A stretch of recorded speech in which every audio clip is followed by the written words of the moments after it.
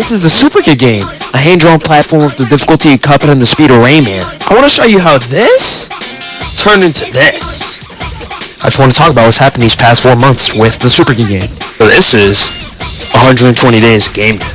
But by the time the video comes out, I might change the title. So this is the art of the Super Kid game. The art, oh my gosh. I remember when I was first starting off, I liked the art style, I'd fully revamped it from what it was before. It looked like a little kid's game before, and now it looked way better, but the only thing I had an issue with was it didn't have personality. This game looked cool, but it didn't have any personality or attitude of its own. So I started looking around, seeing what was cool, seeing what was popular, and I saw this one game. I think it's called Islets. I'll put it on screen, but that art style, that game, it looked really cool, and it seemed like a Studio Ghibli painting come to life. And for a moment, I was trying to capture that aesthetic of Studio Ghibli, and then it came to my mind, imagine if I could make this art of a... And then I remembered I can't draw. Like, yeah, I mean, hey, I'll give you this to try it.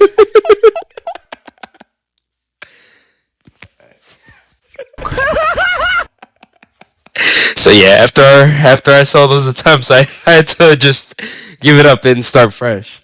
I stopped trying to copy what worked with Studio Ghibli and other people, and honestly, I just sat back, kicked my feet up, and thought, what do I like? I remember these characters had originally come from comic books I made as a little kid, so I started there.